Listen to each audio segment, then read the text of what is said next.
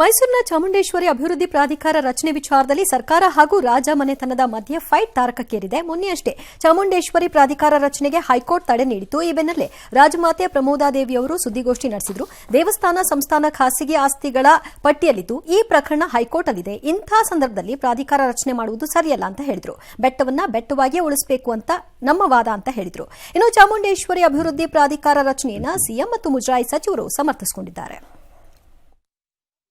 ಈಗ ತಂದಿರೋದು ಹೌದು, ಅದನ್ನೇ ನಾವು ವಿರೋಧ ಮಾಡಿ ಸ್ಟೇ ತಂದಿರೋದು. ಚಾಮುಂಡಿ ಬೆಟ್ಟದ ಪ್ರಾಧಿಕಾರಕ್ಕೆ ನಾವು ಸ್ಟೇ ತಗೊಂಡ್ಬಂದಿದ್ದೀವಿ. ಖಂಡಿತ ನಿರ್ವಹಣೆ ಮಾಡೋಕ್ಕೆ ತಯಾರಿದ್ದೀವಿ. ನಮಗೆ ದೇವಸ್ಥಾನದಲ್ಲಿ ಅದು ಹೆಂಗ್ ನಡ್ಕೊಂಡು ಹೋಗ್ತಿದೆ ಹಂಗೆ ನಡ್ಕೊಂಡು ಹೋಗಬೇಕು ಅನ್ನೋ ಒಂದೇ ಉದ್ದೇಶ ಬಿಟ್ಟು ಇನ್ಯಾವ ಇದು ನಮಗಿಲ್ಲ. ಬೆಟ್ಟ ಉಳಿಸ್ಕೊಳ್ಳೋದು ನಮ್ಮ ಮುಖ್ಯ ಉದ್ದೇಶ. ಬೆಟ್ಟ ಅಂದ್ರೆ ಬೆಟ್ಟನ ಬೆಟ್ಟ ಹಾಗೆ ಉಳಿಸ್ಕೋಬೇಕು. ಯಾವ್ದು ಸರ್ಕಾರಕ್ಕೆ ಇವ್ರು ಬಿಟ್ಕೊಟ್ಬಿಟ್ಟಿದ್ದಾರೆ ಅದನ್ನ ಯಾವ್ದು ನಾವು ಕ್ಲೇಮ್ ಮಾಡ್ತಾ ಇಲ್ಲ. ಇವ್ರು ಸರ್ಕಾರಕ್ಕೆ ಕೊಟ್ಟಿರೋದು ಯಾವ್ದು ನಾವು ಕೇಳ್ತಾ ಇಲ್ಲ.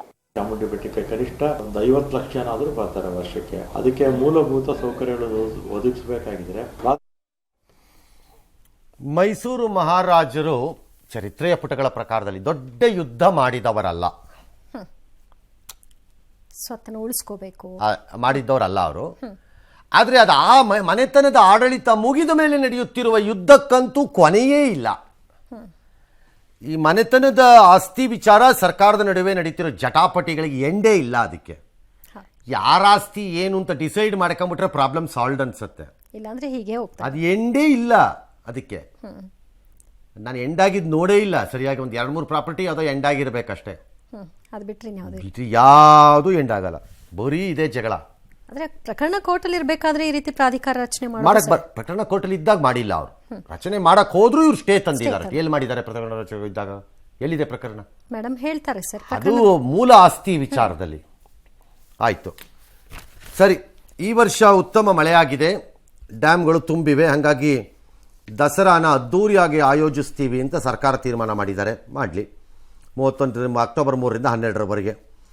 ಅಕ್ಟೋಬರ್ 3ರಿಂದ ದಸರಾ ಉತ್ಸವ ಉದ್ಘಾಟನೆ, 12ರಿಂದ ಜಂಬೂ ಸವಾರಿ. ಯಾರಿಂದ ಉದ್ಘಾಟನೆ ಮಾಡಿಸ್ಬೇಕು ಗೊತ್ತಿಲ್ಲ, ತೀರ್ಮಾನ ಮಾಡ್ತಾರೆ. ಒಟ್ಟಲ್ಲಿ ವಿಜೃಂಭಣೆಯಿಂದ ಮಾಡ್ತಾರಂತಪ್ಪ. ಹಾಂ, ಜನ ರೆಡಿ ಆಗ್ಬಿಡ್ರಿ ಈಗಲೇ. ಮೈಸೂರಲ್ಲಿ ಕಾಲಿಡಕ್ಕೂ ಜಾಗ ಇರಬಾರ್ದು, ಹಂಗೆ ಮಾಡಿ ಹೇಳ್ತೀನಿ. ಎಸ್, ದಸರಾ 3ನೇ ತಾರೀಕಿನಿಂದ 12ನೇ ತಾರೀಕಿನವರೆಗೆ ನಡೀತದೆ. 3ನೇ ತಾರೀಕು ಉದ್ಘಾಟನೆ ಆಗ್ತದೆ, 12ನೇ ತಾರೀಕು ಜಂಬೂ ಸವಾರಿ ನಡೀತದೆ.